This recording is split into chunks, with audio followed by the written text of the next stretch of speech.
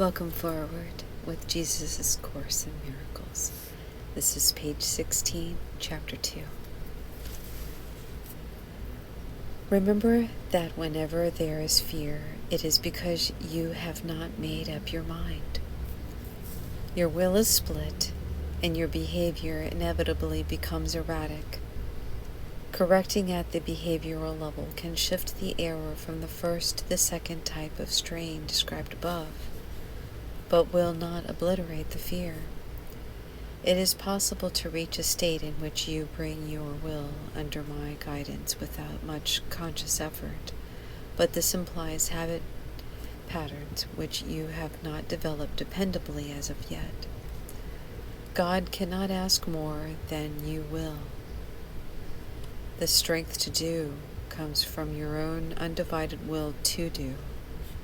There is no strain in doing God's will as soon as you recognize that it is also your own.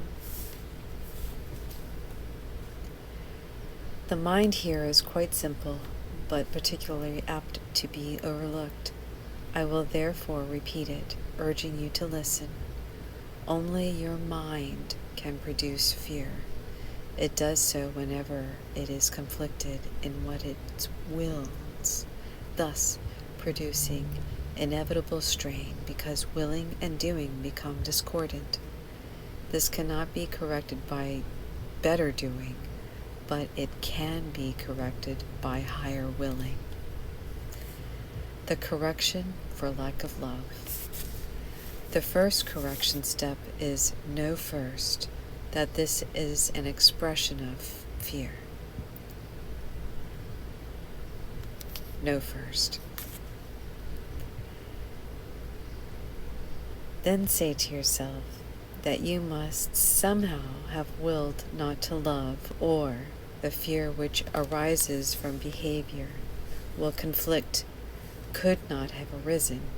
Then the whole process is nothing more than a series of pragmatic steps in the larger process of accepting the atonements as the remedy. These steps can be summarized as the following. 1. Know first that this is fear. 2. Fear arises from the lack of love. 3. The only remedy for the lack of love is perfect love. 4. Perfect love is atonement. We have emphasized that the miracle, or the expression of the atonement, is always a sign of real respect from the worthy to the worthy. This worth is reestablished by the atonement. It is obvious, then, that when you are afraid, you have placed yourself in a position where you need atonement, because you have done something loveless, while willed without love. This is precisely the situation for which the atonement was offered. The need for the remedy inspired its creation. As long as you recognize only the need for the remedy, you will remain fearful. However, as soon as you remedy it, you have also abolished the fear. This is how true healing occurs. Everyone experiences fear, and no one enjoys it. Yet it would take very little right thinking to realize why fear occurs. Very few people appreciate the real power of the mind, and no one remains fully aware of it at all times. However, if anyone hopes to spare himself from fear, there are some things he must realize, and realize fully. The mind is a very powerful creator, and it never loses its creative force. It never sleeps. Every instant it is creating, and always as you will. Many of your ordinary expressions reflect this.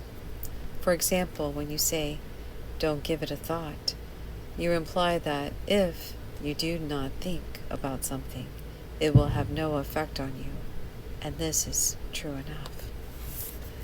On the other hand, many other expressions clearly illustrate the prevailing lack of awareness of thought power. For example, you say, just an idle thought, and mean that the thought has no effect. You also speak of some actions as thoughtless, implying that if the person had thought, he would not behave as he did, while expressions like think big give some recognition to the power of thought. They still come nowhere near the truth. You do not expect to grow where you say it, because you do not really think that you will.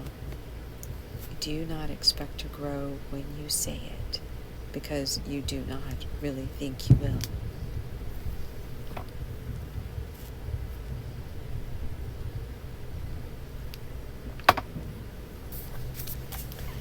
It is hard to recognize that thought and belief combine in a power surge that can literally move mountains. It appears at first glance that to believe such power about yourself is merely arrogant, but that is not the real reason why you do not believe it. People prefer to believe that their thoughts cannot exert real control because they are literally afraid of them. Many psychotherapists attempt to help people who are afraid, say, of their death wishes by depreciating the power of the wish. They even try to free the patient by persuading him that he can think whatever he wants without any real effect at all. There is a real dilemma here which only the true right-minded can escape. Death wishes do not kill in the physical sense, but they do kill spiritual awareness. All destructive thinking is dangerous. Given a death wish, a man has no choice except to act upon the thoughts or behave contrary to it. He thus chooses only between homicide and fear. The other possibility is that he depreciates the power of his thought. This is usually psychoanalytic approach. It does allay guilt, but at the cost of rendering thinking impotent. If you believe that what you think is ineffectual, you may cease to overally be afraid of it, but you are hardly likely to respect it. The world is full of examples of how man has depreciated himself because he is afraid of his own thoughts. In some forms of insanity, thoughts are glorified, but this is only because the underlying depreciation was far too effective for tolerance. The truth is that there are no idle thoughts. All thinking produces form at some level. The reason people are afraid of ESP so often react against it because they know that thoughts can hurt them. Their own thoughts have made them vulnerable. Thus ends the page 16.